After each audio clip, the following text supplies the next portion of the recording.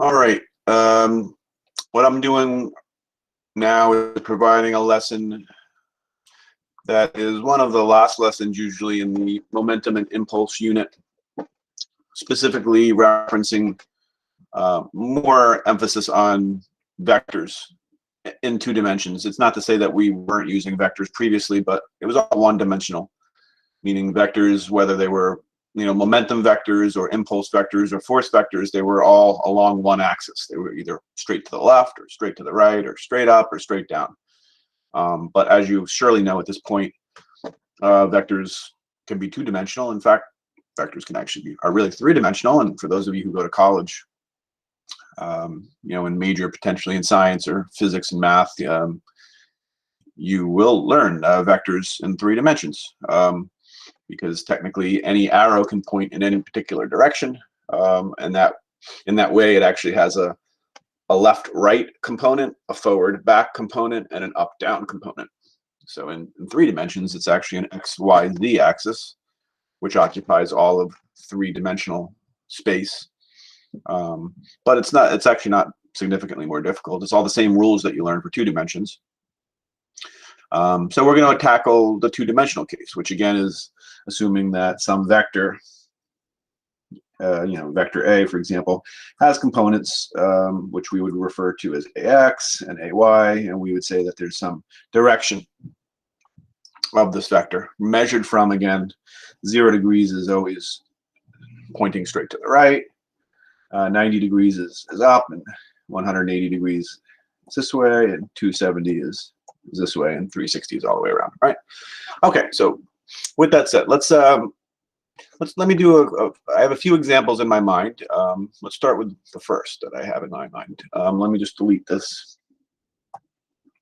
Okay, so let's say for example you have a car like this, or a cart, and that cart has, I don't know, some sort of cannon built on top of it, and then there's a cannonball, I guess, a mini cannonball that's launched to the right. So we would say that the initial velocity is 0 for this ball cart system, cannonball cart system, and then at some moment it shoots something out to the right. As we've discussed previously, momentum has to be conserved, right? So that the total vector momentum prior to this being launched for the system, which is 0 because it's not moving, has to be equal to the total vector momentum of the system after it's launched, which would still have to be 0. So whatever momentum this ball has, this whole cart system would have to be equal in magnitude, but to the left. This would be the ball, right? But they would have to have equal amounts of magnitude, and I've already taught that. Go back to this. These, maybe a little thicker. These 2 vectors would be equal in magnitude, opposite direction. They would add to 0. All right. That said, what if we did a similar but different problem where the cart is now sitting here on some track, and now they've pointed the cannon actually at an angle, and now they're going to do the same thing, and they're going to launch this cannon at an angle. And this is now more the style of a question. If they're creating a multiple choice question, that's assessing the student's knowledge of momentum in a 2-dimensional sense. Same sort of question, just being shot at an angle. So how do we deal with this? Well, first off, just remember that every vector can be broken into components, and it involves a little trigonometry, right? And so in general, you surely remember that if this was vector A, and this was considered AX, and this was AY, that the adjacent piece, AX, the horizontal component of vector A, is magnitude of A cos theta. Cos, because cos by definition is the ratio of the horizontal piece of this triangle divided by the hypotenuse. The horizontal piece is the adjacent, right? So when we say AX, AX is the adjacent piece. We have to trail our mind back through adjacent back to cosine and say, okay, it's going to be magnitude of A cos theta, just the standard format. AY would be magnitude of A sine theta. Again, because sine by definition is opposite over adjacent, opposite over hypotenuse. And since AY is the opposite piece in that triangle, it attaches itself to the sine function. So my point being, if we were to reference this ball now, which has a vector momentum in this direction, it's actually heading off at an angle, then we would say that there's components to that vector, right? There's two components. The momentum vector has two components. So let me erase part of this, not all of it.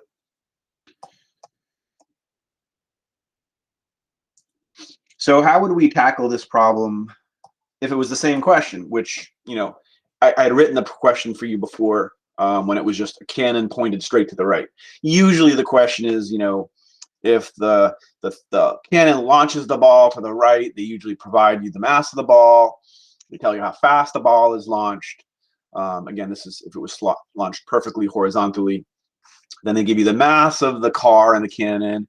And usually the question is, what is the speed of the speed and direction velocity of the Canon cart system after it launches, right?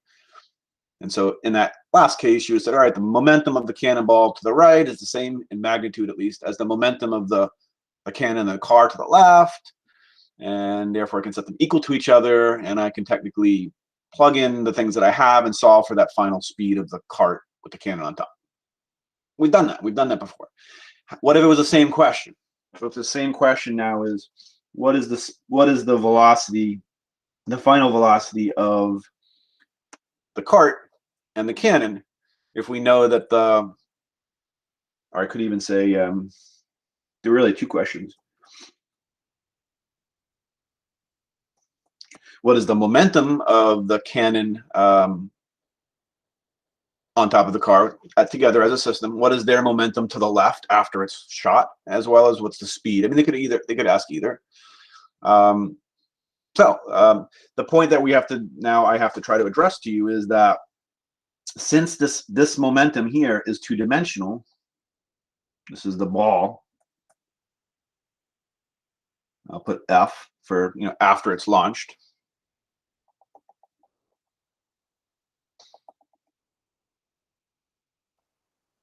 Then this would be considered the X component of the ball, and this would be considered the Y component of the momentum, I should say, for the ball.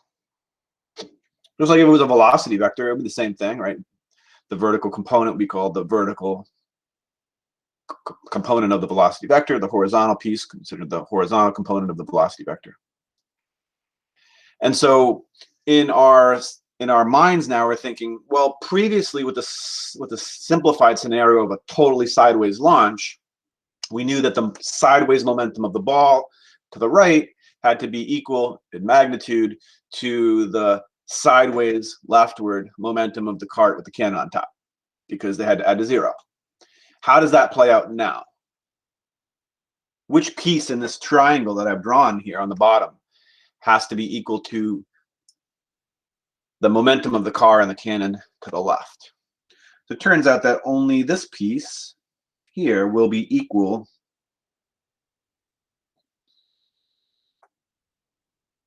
actually just erase some of this. And let me just mark it as a vector, just showing that it's going to be going this way. This will be the P final for, you know, cart plus ball. So this will be equal to this, right? Now it's only the X component of the cannonball's momentum just after launch, because it's only going at that angle just after launch. That component that I just put a box around will be equal to the other horizontal, because the horizontal components still have to add up to zero. So previously it was really the same idea, right? When the cannon is flat, the horizontal momentum had to add up to zero. We didn't say that because I wasn't really treating it like it was two-dimensional. I was just teaching those ideas, but technically that's what we were saying. The horizontal momentum of the system before the thing shoots it has to be equal to the horizontal momentum of the system after the thing shoots it. And so now that we're talking two-dimensional, we were careful to say the horizontal. We're going to start referencing whether we're using the word horizontal or vertical, because now again momentum conservation is now being addressed to you as a two-dimensional question. That there's two dimensions of momentum that actually has to be conserved. So when we say in general that momentum is conserved, what we really mean is that the y components of the momentum before and after have to add up to the same thing, and the horizontal components before and after have to add up to the same thing in magnitude and in direction. When I say the same thing, technically I should say opposite in direction, but equal in amount. So you might say, all right, that makes sense that the horizontal component of this ball to the right, which is in the box there, is equal to the horizontal component, which is all of its momentum, because this card is just going to move leftward. That's called the recoil. When you shoot something, Newton's third law tells you that there's going to be a force on the thing that you're shooting, and then there's a force from that thing you've just shot back on you, which pushes you in the opposite direction. For people who shoot guns, it shoots there. It's called recoil for a gun. When you put the gun up against for a rifle at least, it causes a kickback. So let me actually now point out that what would you say about the vertical piece? Because if someone says that part horizontally makes sense, but if the ball has vertical component of momentum, what's canceling that out? What's moving downwards? That one's not as obvious, because you wouldn't see the cart move down. Like, again, for the one that's in the box, you'd say that makes sense. The ball has a horizontal component to the right, and I can see the cart itself moving to the left. I can see them both. It makes sense. They cancel. But vertically, you'd scratch your head and say, but I don't see anything moving down. And the only reason is because the earth is underneath this, preventing it from moving down. If this thing was just this cart and this cannon, the way I've drawn it, was just hovering in outer space, far in outer space with no gravity, just hovering there, and the same thing happened. All right, shoot it. This particular car that we're looking at would not go straight to the left. Which way would it go? It would have to go in the opposite direction of the cannonball, right? If it was done in outer space, the direction of the cart, if it was done in outer space, would actually be in the opposite direction. So those two angled momentums still add up to 0. Which is the only one we actually see on Earth? We only see the horizontal piece to that. We only see this piece. This piece we see, but we don't see the down piece. Again, the reason is because it is being pushed down. The cart and the cannon are feeling a downward force, but that downward motion and momentum that the car has is quickly canceled by the fact that the normal force, which is the pressure from the ground underneath it, is pushing up to prevent it from moving straight through the earth, which we know it can't. But if you had a scale, like a giant bathroom scale underneath this car, at launch, during the launch, the bathroom scale would actually, the value on the bathroom scale that's this whole car and cannon are on, would go up during the launch. As soon as the cannon comes out of the cannon, the bathroom scale would return its value to the weight of that cart. Why would it increase? Because there is some vertical momentum imparted to this cart and the cannon in the downward direction.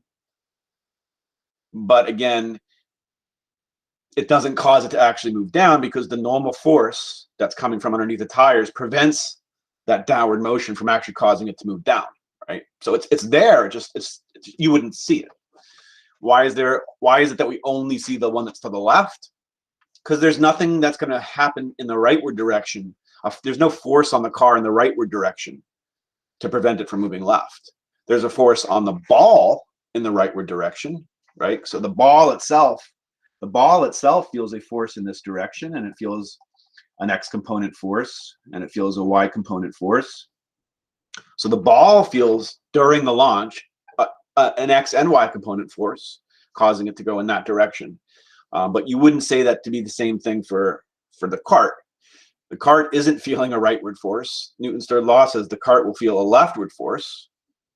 There's no rightward force to prevent it from moving left, so it'll move left. The ball feels an upward component force, that's this piece, which means that the ball, while it's coming through the barrel of this cannon, is going to be pushing down, straight down, and to the left on the car. So the car itself will feel a downward component and a rightward component. So the upward force that the ball feels, that I just circled here, the car will feel in the downward direction. But again, the normal force will just increase from underneath it to prevent that downward motion from actually causing it to move down. It'll match that. The normal force would always be equal to whatever it weighs plus that extra downward force generated from the explosion. And the normal force would match it, so it balances it and the car never moves down. But that leftward force, this one here, that the cart feels, goes unchecked, goes unbalanced, and it would cause it to kick back to the left, right? So with all of that said, let's erase all of this. How would this problem look? Let's just do one out. Let's just say here's your little cannon. There's your ball. They usually would give you some reference to the angle like this. They usually show the floor. And let's just say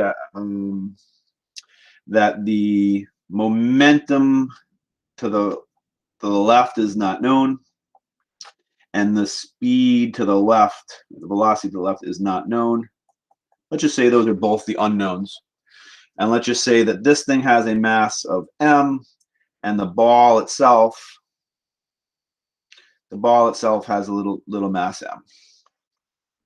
And the ball also has some speed v.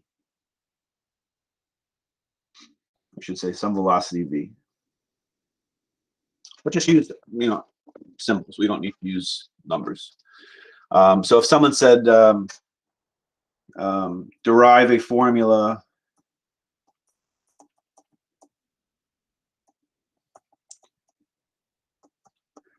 for the final momentum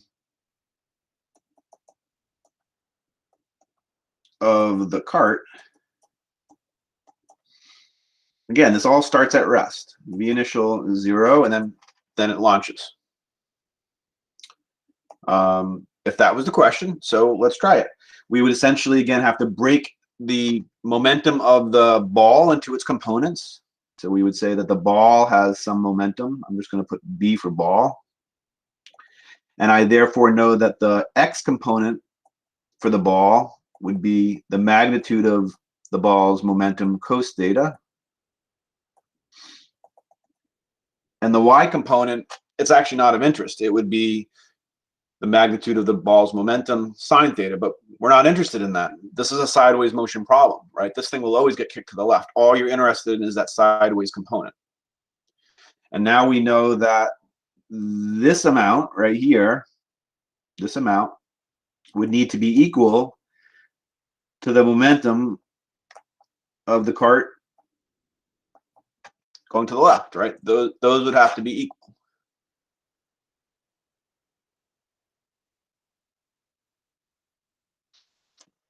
The horizontal component still has to add up to the total vector momentum in the horizontal direction. Horizontally, we're negating our attention from, we're not looking at the vertical piece at all because it's not of interest. We just now know that the horizontal still has to add up to 0. It's a pretty straightforward idea, I think, because it's a nice extension of what we were already talking about, just adding in a component to it, adding in a little bit of an angle. So I want to point out, we would still write like we had before, that the sum of the momentum before, initially, is equal to the sum of the momentum after. But soon as we are being, careful to reference components, we would then have to put an X.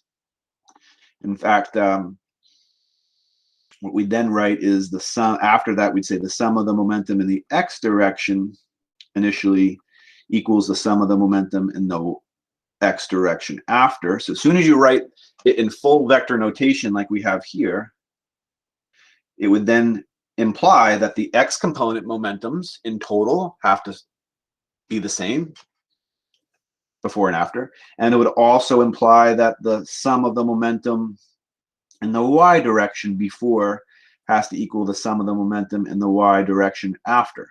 So as soon as you reference the full vector notation with the vector symbol that I have inside that box, underneath that you'd say, well, that implies this has to take place in both directions. X-axis it has to hold true, and the y-axis it has to be hold true. But again, our interest is not in the y-axis direction. Our interest is only in the x-axis direction.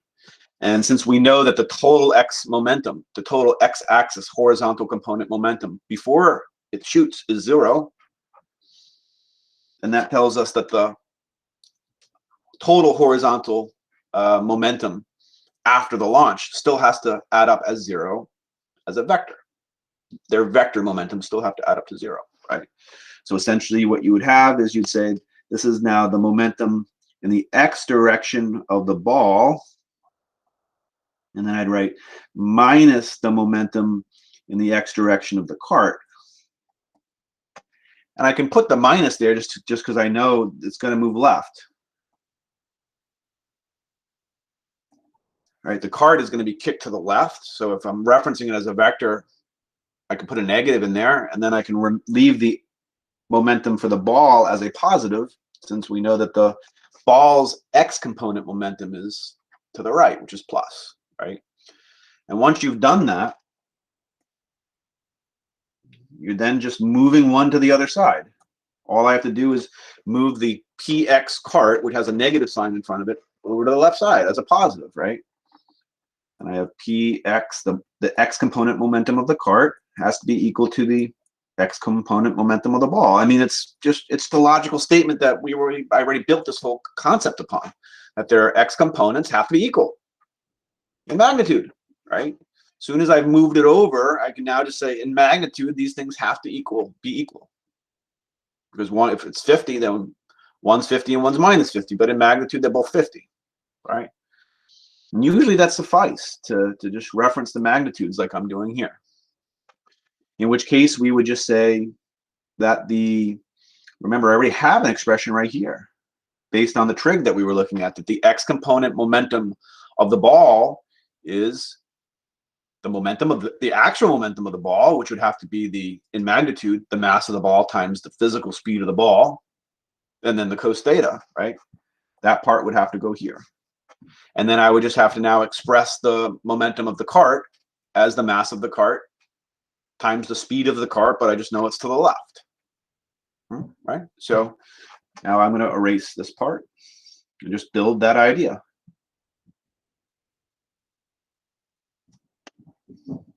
So that just tells me now, when I continue with this, that the mass of the cart times the speed of the cart has to be equal to the mass of the ball times the speed, the actual launch speed of the ball. And then because this represents the actual momentum of the ball. And then I have to throw that cos theta in there because it's just referencing the x component, right?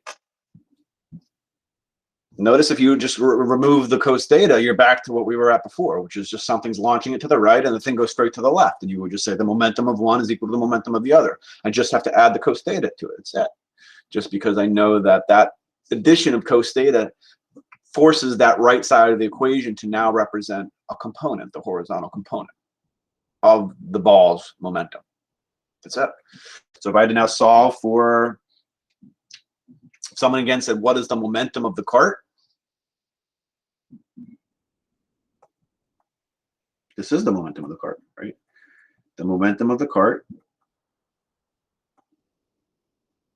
is equal to the momentum of is equal to the horizontal momentum of the ball. M ball times the speed of the ball times cos theta, whatever that launch angle was. That's the momentum of the cart. Again, this whole thing right here represents the momentum of the car to the left, because it represents also the momentum of the ball horizontally to the right, the horizontal component. And then if they've asked us to solve for the speed of the cart, which is a very common question, I would then again have to open up this momentum of cart on the left and say, all right, I'm going to put mass of the cart, speed of the cart equals same thing. And now just divide it over, divide the mass of the cart over. So I'd end up with the velocity of the cart, or speed, which is usually what they're interested in. And I would now have mass of the ball divided by the mass of the car, because I've just divided the mass of the car over to the right side, right? Times the launch speed of whatever this launch speed of the ball is, cos theta.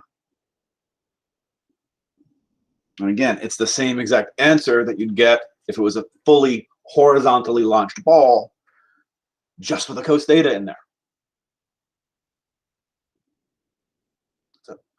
So now if we ask, let me connect this with impulse, if I could.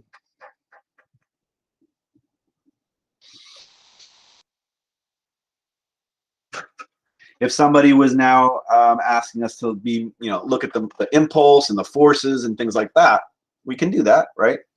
So let's just say we looked at impulse, because what question could they ask? They could technically say, if the ball is, if the amount of time it takes the cannonball to come out of that chamber, to come out of that barrel, from the moment it's launched until the moment the ball just leaves the cannon, if that amount of time is 0.05 seconds, small fraction of time, determine how much force is generated in the explosion. It's a valid question, because if you technically know the momentum, the change in momentum for either of them, and you know the delta t part, you should be able to use the momentum impulse theorem to work out what that amount of force was that acted in that amount of time, delta t, to produce that change in momentum, delta p. So that's my last point. As soon as we reference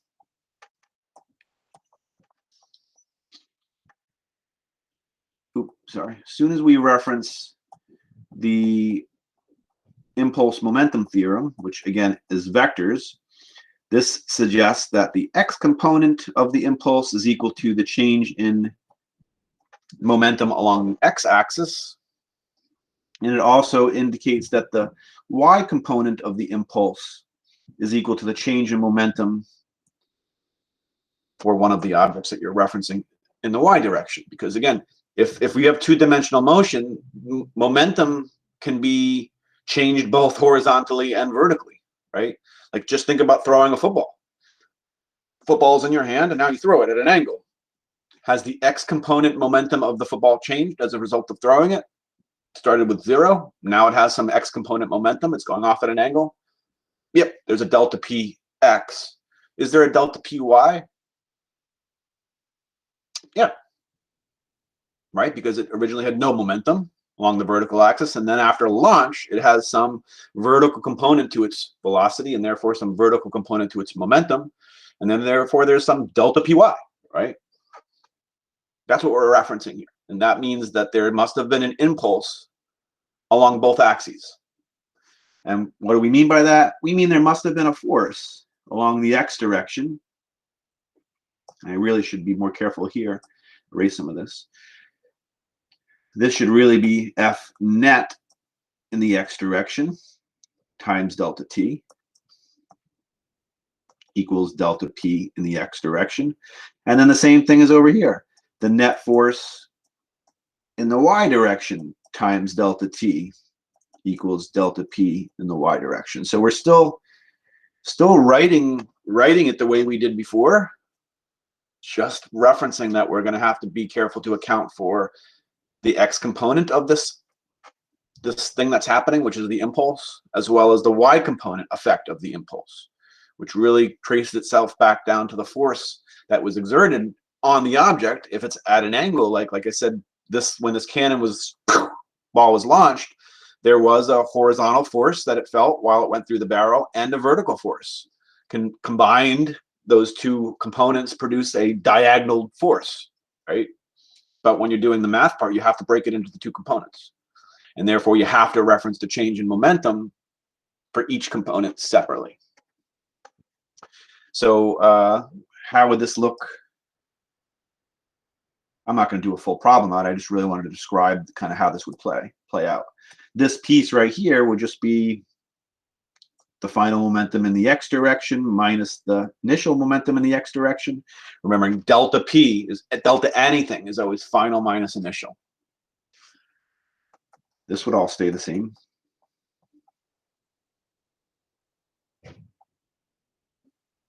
So that's the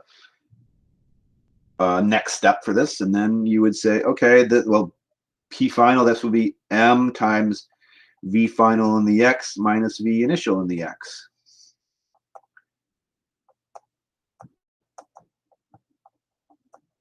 So this left side represents the net force in the X direction on the very bottom left of my screen right now. Delta T, again, is how long the push lasts for. If we're referring to an impulse, we're assuming that there's some sort of collision or somebody's throwing something. Usually it's referencing some short amount of time that the force is acting for, usually. Doesn't have to be, but usually in the AP, at least it is. And so again, F represents how much force we're referencing. Delta T is how long the forces are lasting for between the two objects. M would be the mass of one of the objects. You have to choose which one you're going to reference. Are you referencing the ball, or are you referencing the Canon and the cart? Pick one. You should get the same answers in both scenarios, right? It shouldn't matter, because the change in momentum of the ball is exactly the same as the change in momentum of the cart. They're just opposite in direction. In magnitude, they're equal. The sign means that there'll just be different signs because the directions are different. Why? Because of Newton's third law. They feel the same amount of force. Ball feels a force in this direction. Cart feels a force in the opposite direction. Newton's third law says they should be equal in force, in magnitude, opposite direction. Delta T is the same for both the ball and the cart. So again, the impulse in magnitude, the product of F and delta T has to be the same for both. They'll just be opposite direction with a different sign. And therefore, if their impulses felt are the same, but different in direction, then both of their momentum change in momentum for each should be the same, just opposite in direction. So that means if one object, gained 5 units of momentum in this direction, then the other one would gain 5 units of momentum in the other direction, right? But again, the downward component you wouldn't see because it would get absorbed by the ground, and only the X component, in my case this problem I've been referencing, would be seen.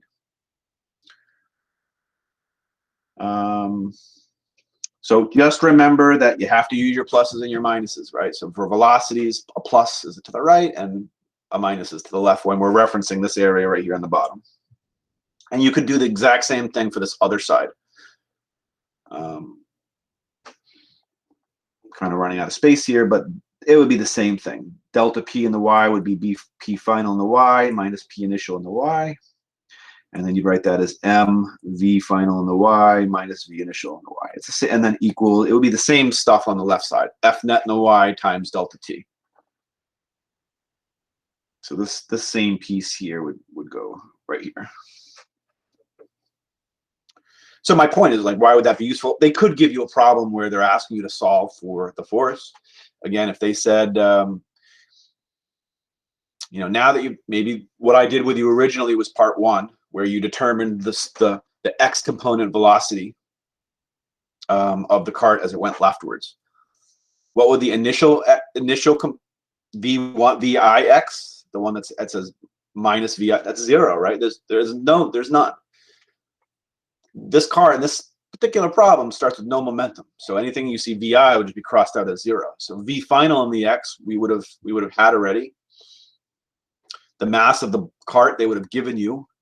If they gave you the delta T, which is how long it took to launch the ball, then you could technically work out what the net X component force was, the force in this direction. Technically, if they asked you for the overall net force, which they usually don't, they usually ask for the X component, then you would have had to reference the ball, because the ball that's now going up and to the right has some momentum that's vertical momentum, and so you could work out what the change in vertical momentum was for the ball. It starts off with none, and then it has some momentum upwards.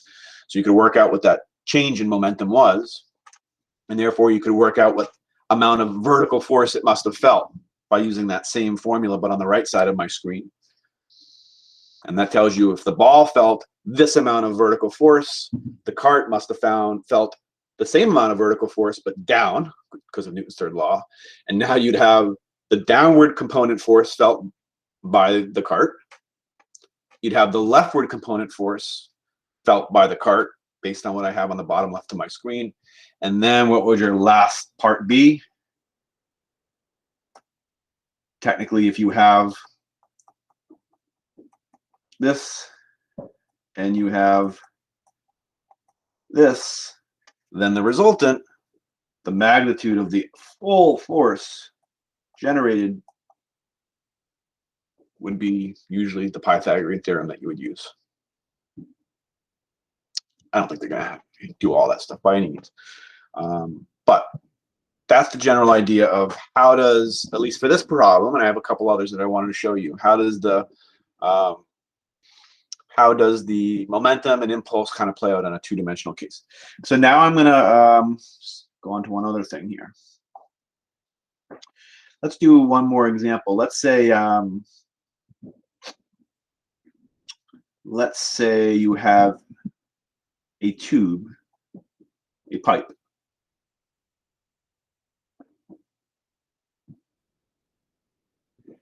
So this is a pipe that water can flow through. And let's say you have, do we want to say water flowing through it? Now, it is a pipe that water could flow through, but you just, it's got long edges. This one is pretty long, and the one that goes down is pretty long, and you lay it on the floor. And of course, we say it's a frictionless surface. It's like placed on ice, on an ice frozen pond. You then, somehow, something shoots a ball in at a very fast, high speed into one side of the pipe. And of course, as it goes around this, it's going to eventually come, the ball will go around it, and the ball will be going down. Which way will the pipe move, if at all, as a result of this happening? Again, you've got this kind of curved pipe. Imagine it being long, fairly long. It's placed on perfectly smooth frozen ice, no friction. How you get this ball in there, I don't know. Maybe you have some sort of gun or something like that that shoots this ball from one end. It enters one pipe, rolls really fast, goes around the corner, and then shoots down and exits the bottom. First, we might ask, does the pipe move as a result of this? If not, why not? If it does move, which direction does it move? Would the pipe move to the right? Would the pipe move down? Would the pipe move to the left? Would the pipe move up? Would it move on some angle? Technically, we have all those possibilities to consider if our minds is suggesting to us that, yeah, we think the pipe would probably move.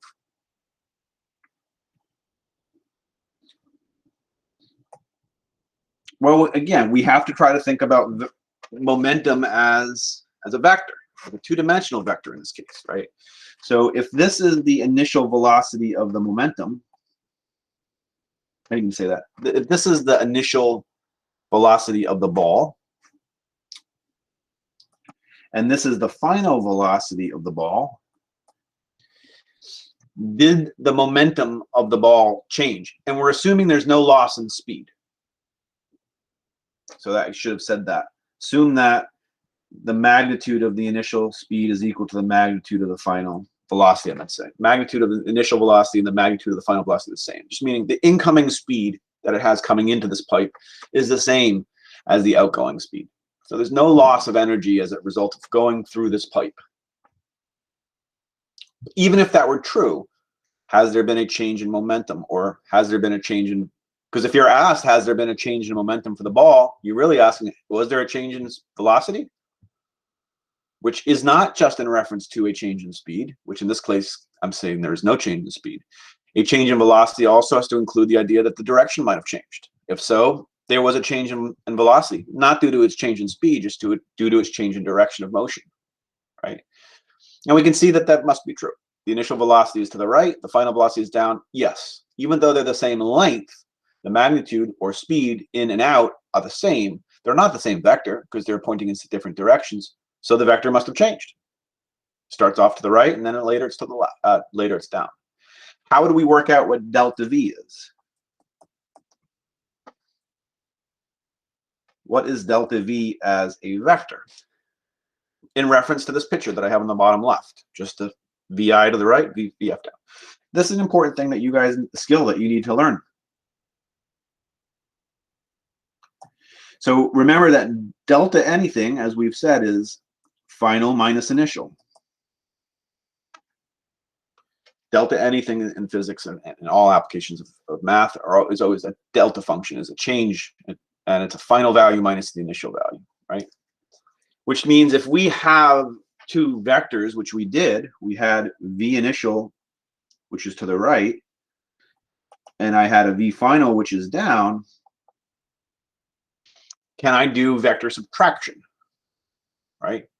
Well, usually to do vector subtraction, you just imagine doing vector addition, and then you just switch one of them. You flip it. So in fact,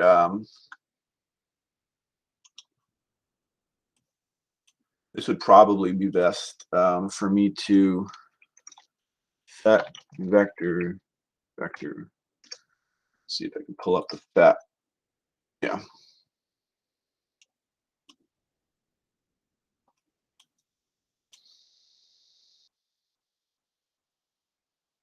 All right, so let's just say I have vector A that's like this. Actually, what am I saying? Vector A would have been flat, right? Like this is the initial velocity. And then vector B represents the final velocity for this pipe problem. Again, that's right here, right? They'd have to be the same length. I don't know if I've done it exactly. Probably should. Let's make them this one a little longer so it's easier to see, and then this one a little longer. Okay, so they're the same length, the directions are fine. So this A represents the initial velocity of this ball coming into the pipe. V final represents vector B represents V final coming out of the pipe in the downward direction. Now, if we wanted to figure out what is delta V, what is the change in velocity? Again, we have to do a vector subtraction. My recommendation, just do a vector addition first. Do V final plus V initial. We should hopefully remember how to do that. If I'm doing V final plus V initial, then I'm going to take my V final, which is here. Doesn't matter where I put it. I'm going to use the head to tail method and add to it V initial, because that's what this says. V final first plus V initial second. V final first, V initial second. And I've just added V final plus V initial. What would the resultant of V final plus V initial look like? Let's call it vector C. You might remember that's called the resultant. And if this was my first one, V final, and this is the second one, V initial, then the resultant goes from the beginning of the first one to the end of the second one. In fact, I don't have to even draw vector C like that. I can just click sum, and it should make it for me. So that's my resultant for V final plus V initial. But we don't want V final plus V initial. We want V final minus V initial, right? We want V final minus V initial because we're doing a delta V. This was V final. Let's move this out of there now. This was V final plus V initial. Well, to do minus V initial, all I have to do is swing this to the other side. This is now V final minus V initial, because when you have a positive vector like this, the negative of that vector is the same length, just in the other direction.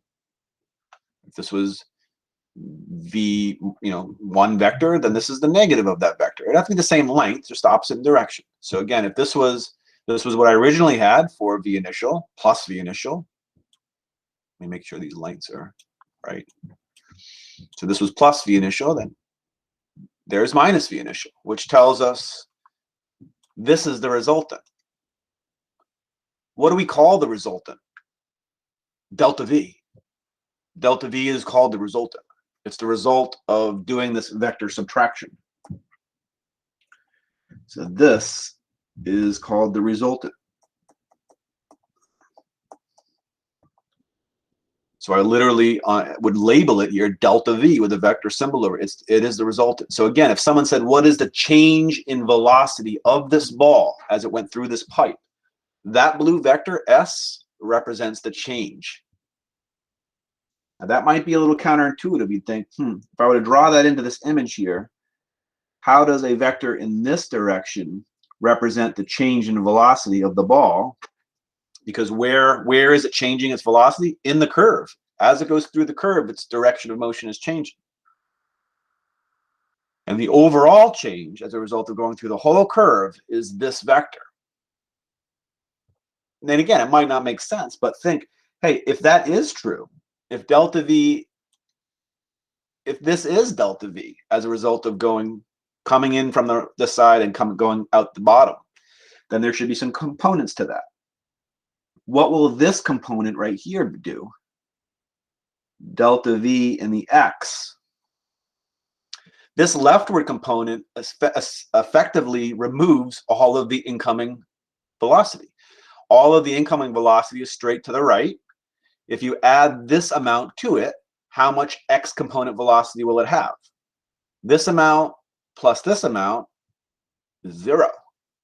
And you'd say that's good because as it comes out this thing on the bottom, how much X component momentum does it have? None, right? It's all vertical component momentum on the way out. So that means the X component momentum that it originally had, or velocity that it originally had, has to be removed. It needs to change from maybe +5 units of velocity here to 0. Because when it comes out, it has 0 X component momentum. Well, if it comes out as +5, if this one was +5 here coming in, then this delta V in the X would be -5. And +5 minus 5 tells us the final X component momentum should be 0, right? And it does. It's coming out the bottom with 0 X component momentum. What does the other component of delta V do? What does this component, which is delta V in the Y, what does that piece do? Well, that takes something that originally has no vertical momentum or no vertical speed, right? This is all horizontal. So it's coming in with no vertical velocity. And what is this piece, delta V in the Y, doing? Providing it with some vertical speed, vertical velocity, right? So coming in with 0 vertical, and then it's changing by this amount. So 0 plus this equals this, right? So what is it effectively doing? It's essentially the effect of this pipe is that it's stealing the horizontal motion from the ball and redirecting it as vertical motion, right? But as a delta V, it's actually an angled vector. So it sort of makes sense when you think of it that way. And you might again say, who cares? Like, why do we care about delta V? Well, remember what the question was. The question was, in which direction will the pipe move, right? So remember that when we say I equals delta P, and then we say, well, I is really the force. That's the directional part of I comes from the directional part of F. Delta T is just a scalar, is equal to M times delta V. And the directional part of delta P comes from the directional part of V, not M, not just a scalar. Then what we're seeing is that the direction of the force that it feels from this pipe, because as it goes through this pipe, it's going to press against the edge of the pipe.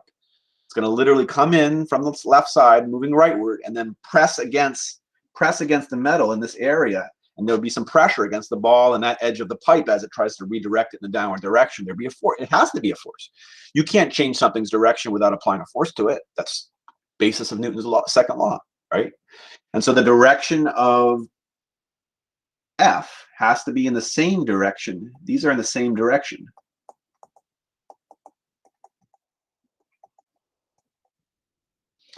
So F and delta V have to be in the same direction. That tells us if delta V is pointing in this direction, which direction is F pointing in, F representing the force that the ball felt. Because delta V, again, we've been talking about the ball the whole time. Delta V for the ball is on the screen. Therefore, which is the direction of the force on the ball?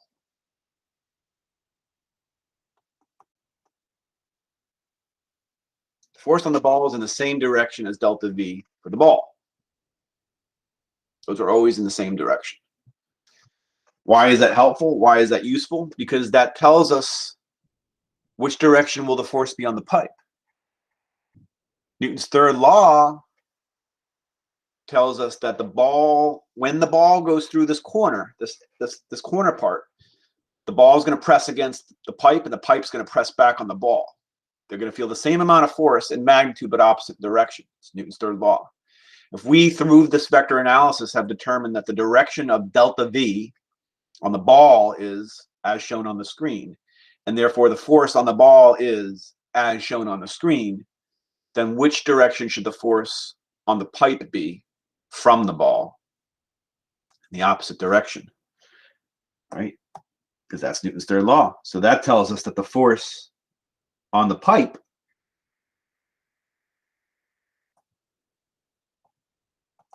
is actually up and to the right. It would be equal in magnitude to the force on the ball. That's what Newton's third law says, but opposite direction. So in which direction would this pipe be moving if it literally was done on a frictionless surface? The ball would come flying out the bottom, all of a sudden rolling across the pond. Again, imagine it's perfectly frozen, frictionless pond. And which way would the pipe be moving? It would be moving up and to the right at a constant speed if it was truly frictionless. Ball would be moving down at a constant speed. Pipe would be moving up and to the right at a constant speed. Obvious? Not at all. Not obvious at all. But that's, again, an application of this two-dimensional nature of impulse and momentum that until you're shown it, most people would not be aware of this sort of thing.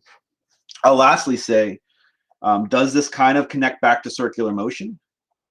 As this ball goes through this pipe along the curve, if it's a perfectly curved pipe, is that technically circular motion? Yes, it is. At least that segment of the curve is circular motion. That's all you need, is some curved segment to qualify as circular motion. And it's uniform as long as the speed is the same throughout the curve, which we said it was, which means just from Newton's laws for circular motion, which direction should this force be on the ball when the ball reaches the spot? The force on the ball is a centripetal force, and it needs to be in this direction. Is that the direction we get from doing delta V? Yes, it is. And it would need to be, right? And I'll lastly point out, it's not like it's just feeling a force at this mark that I've made right here. It's feeling a force soon as the direction starts to change. It would feel a force in all of those, at all of those points. So if I drew that curve one more time like this, it would start to feel a force. Well, let me see if I can, it's gonna be tough to draw. It would start to feel a force. These would all be pointing like this. So, and I drew that in the wrong direction. So all these I'm trying to draw are like all force vectors as the ball goes from point to point to point to point to point. Because they all have to point towards the center, right? If I inscribed a circle into that, that was the idea, and that unit of circular motion, all along at any point, point A, point B, point C, point F, whatever it might be. At that point, the force is always straight towards the center, right? What would the average of those be? What would the average? If you tried to average out this vector plus this vector plus that vector along all the ones that I've just drawn, what would the average be? The average would be the one right in the middle, because you have some at the beginning that are pointing more in this direction. You have some at the end that are pointing more in this direction. What would the average be? Right along the middle, which is what we get when we did the vector analysis in the beginning. All right, I think I'm going to end with that. I do have one more bouncing ball problem. It should only take me about 20 minutes because those are the three that those are the two of the three that I wanted to go through with you. And so I'll probably just make a separate video out of that for that last one because you guys are currently taking your free response section of the mock exam right now, and that ends in 20 minutes. And I don't know that I would finish my video in 20 minutes, so I'll have to do that another time, and that's why I'm going to make this and do 2 videos for this. All right. At least I got through that. I can check those boxes off. Again, the last one will be referencing a ball that bounces in reference to at an angle, in reference to momentum, in reference to impulse, and the two-dimensional nature of momentum as it relates to these specific two-dimensional problems. All right, that'll be coming soon. All right, see you guys.